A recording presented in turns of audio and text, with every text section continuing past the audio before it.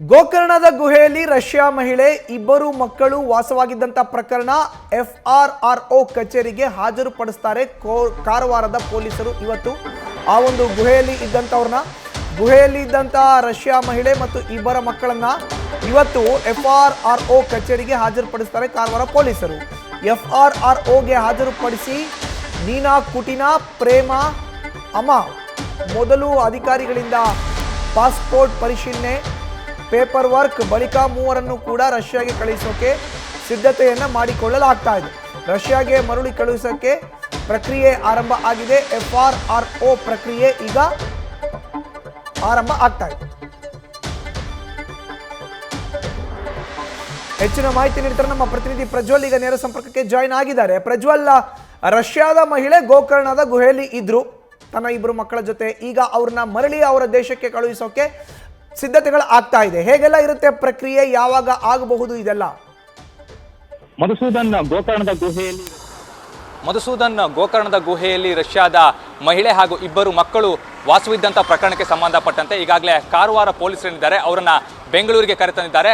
ಬೆಳಗ್ಗೆ 10 ಗಂಟೆ ಸುಮಾರಿಗೆ FRRO ಕಚೇರಿಗೆ ಅವರನ್ನ ಹಾಜರುಪಡಿಸ್ತಾರೆ. ಆ ಸಂದರ್ಭದಲ್ಲಿ FRRO ಅಧಿಕಾರಿಗಳೇನಿರ್ತಾರೆ ಅವರು ಮಾಹಿತಿಯನ್ನು ಕಲೆ ಹಾಕ್ತಾರೆ. ಅಂದರೆ ಆಕೆಯ ಬಳಿಯಲ್ಲಿ ಇರುವಂತಹ ಎಲ್ಲ ದಾಖಲೆಗಳ ಒಂದು ಪರಿಶೀಲನೆಯನ್ನ ಮಾಡ್ತಾರೆ. ಆಕೆಯ ಬಳಿಯಲ್ಲಿ ಇರುವಂತಹ ಒಂದು ಪಾಸ್ಪೋರ್ಟ್ನ ಆಧಾರದ ಮೇಲೆ ಆಕೆ ರಷ್ಯಾದ ಮಹಿಳೆ ಅನ್ನುವಂಥದ್ದೇನಿದೆ ಅದು ಗೊತ್ತಾಗಿರುವಂಥದ್ದು. ಆಕೆಯೇ ಏನಾದರೂ ಟಿಕೆಟನ್ನು ಖರೀದಿ ಮಾಡ್ತೀನಿ ಅಂತ ಹೇಳಿದ್ರೆ ಆಕೆಯನ್ನ ಯಾವುದೇ ಕ್ಷಣದಲ್ಲಿ ಬೇಕಾದರೂ ರಷ್ಯಾಗೆ ಕಳುಹಿಸಿಕೊಡುವಂಥ ಒಂದು ಕೆಲಸವನ್ನ ಮಾಡಬಹುದು. ಒಂದೊಮ್ಮೆ ಆಕೆಯ ಪಾಸ್ಪೋರ್ಟ್ ಏನಾದರೂ ಅಮಾನ್ಯವಾಗಿದ್ರೆ, ಅಂದರೆ ಮಾನ್ಯತೆಯನ್ನು ಪಡೆದೇ ಇದ್ರೆ, ಅಲ್ಲೇನಾದರೂ ಎಕ್ಸ್ಪೈರ್ ಆಗಿತ್ತು ಅಂತ ಹೇಳಿದ್ರೆ ಆ ಸಂದರ್ಭದಲ್ಲಿ ಅದನ್ನ ಮತ್ತೆ ವಾಪಸ್, ಅಂದರೆ ರಷ್ಯಾದ ರಾಯಭಾರಿ ಕಚೇರಿ ಏನಿರುತ್ತೆ ಭಾರತದಲ್ಲಿ, ಅವರಿಗೆ ಅದನ್ನ ಕೊಡುವಂಥ ಒಂದು ಕೆಲಸವನ್ನ ಮಾಡ್ತಾರೆ. ಹಾಗೆ ಈಕೆಯ ಬಗ್ಗೆ ಸಂಪೂರ್ಣವಾದಂಥ ಒಂದು ಮಾಹಿತಿಯನ್ನ ಆ ರಾಯಭಾರ ಕಚೇರಿಗೆ ತಲುಪಿಸುವಂಥ ಒಂದು ಕೆಲಸವನ್ನ ಕೂಡ ಮಾಡ್ತಾರೆ.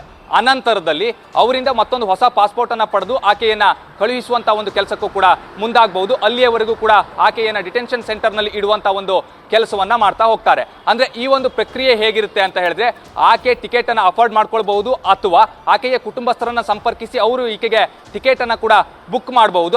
ಆ ಸಂದರ್ಭದಲ್ಲಿ ಯಾವುದೇ ರೀತಿಯಲ್ಲೂ ಕೂಡ ಬೇರೆ, ಅಂದ್ರೆ ರಾಯಭಾರಿ ಕಚೇರಿಯನ್ನು ಸಂಪರ್ಕಿಸುವಂತ ಒಂದು ಅವಶ್ಯಕತೆ ಅನ್ನುವಂಥದ್ದು ಇರೋದಿಲ್ಲ. ಒಂದೊಮ್ಮೆ ಏನಾದರೂ ಆಕೆಯ ಪಾಸ್ಪೋರ್ಟ್ ಅಮಾನ್ಯವಾಗಿದ್ದಂಥ ಸಂದರ್ಭದಲ್ಲಿ ಅಥವಾ ಆಕೆಯ ಬಳಿಯಲ್ಲಿ ಪಾಸ್ಪೋರ್ಟ್ ಸರಿಯಾಗಿ ಇಲ್ಲದೆ ಇರುವಂತಹ ಸಂದರ್ಭದಲ್ಲಿ ರಷ್ಯಾದ ರಾಯಭಾರಿ ಕಚೇರಿಯನ್ನ FRRO ಅಧಿಕಾರಿಗಳು ಸಂಪರ್ಕಿಸಬೇಕಾಗುತ್ತೆ. ಹಾಗೆ ಈಕೆ ರಷ್ಯಾದ ಪ್ರಜೆ ಅನ್ನೋದನ್ನ ಅವರಿಗೆ ಮನದಟ್ಟನ್ನು ಮಾಡಿಕೊಡಬೇಕಾಗುತ್ತೆ. ಹಾಗೆ ಆಕೆಯ ಬಳಿಯಲ್ಲಿ ಇರುವಂತಹ ಎಲ್ಲಾ ದಾಖಲೆಗಳನ್ನ ಕೂಡ ರಷ್ಯಾದ ರಾಯಭಾರ ಕಚೇರಿಗೆ ಕೊಡಬೇಕಾಗುತ್ತೆ. ಅನಂತರದಲ್ಲಿ ಅವರು ಅದನ್ನ ವೆರಿಫೈ ಮಾಡುವಂತ ಒಂದು ಕೆಲಸವನ್ನ ಮಾಡ್ತಾರೆ. ಅಲ್ಲಿಂದ ಆಕೆಯ ಬಗ್ಗೆ ಮಾಹಿತಿಯನ್ನ ಕೂಡ ಪಡಿತಾರೆ. ಅಂದ್ರೆ ಈಕೆ ಯಾವಾಗ ಭಾರತಕ್ಕೆ ಬಂದಿದ್ರು, ಯಾವಾಗ ಇವರು ಅಂದ್ರೆ ರಷ್ಯಾಗೆ ಮರಳಿಲ್ಲ ಅನ್ನೋದ್ರ ಬಗ್ಗೆ ಕೂಡ ಮಾಹಿತಿಯನ್ನು ಕಲೆ ಹಾಕ್ತಾರೆ. ಅಂದ್ರೆ ಈಕೆ 2017ರಲ್ಲಿ ಭಾರತಕ್ಕೆ ಬಂದಿರೋದ್ರ ಬಗ್ಗೆ ಮಾಹಿತಿ ಇರುವಂತದ್ದು. ಅನಂತರದಲ್ಲಿ ಗೋವಾ FRRO ಅಧಿಕಾರಿಗಳ ಕಚೇರಿ ಏನಿರುತ್ತೆ ಅಲ್ಲಿ ಈಕೆ ವಾಪಸ್ ನೇಪಾಳಕ್ಕೆ ಹೋಗಿರುವ ಬಗ್ಗೆಯೂ ಕೂಡ ಮಾಹಿತಿ ಸಿಕ್ಕಿರುವಂಥದ್ದು. ಆದರೆ ನೇಪಾಳದಿಂದ ಮತ್ತೆ ಭಾರತಕ್ಕೆ 2018ರಲ್ಲಿ ಇವರು ಬಂದಿದ್ರು. ಆದರೆ ಅಲ್ಲಿನ ಒಂದು ಮಾಹಿತಿ ಏನಿದೆ ಅದು ಸದ್ಯಕ್ಕೆ ಲಭ್ಯವಾಗ್ತಾ ಇಲ್ಲ. ಅನಂತರದಲ್ಲಿ ಆಕೆ ಗೋಕರ್ಣದಲ್ಲಿ ಉಳಿದುಕೊಂಡಿದ್ರು ಅನ್ನುವಂಥ ಒಂದು ಮಾಹಿತಿ ಏನಿದೆ ಅದು ಪ್ರಸ್ತುತವಾಗಿ ಲಭ್ಯವಾಗ್ತಾ ಇರುವಂಥದ್ದು. ಆ ಬಗ್ಗೆ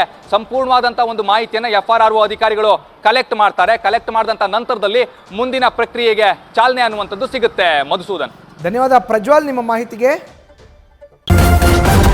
ನ್ಯೂಸ್ ಫಸ್ಟ್, ನಿರ್ಭೀತಿಯಿಂದ ನಿಮ್ಮ ಪರವಾಗಿ.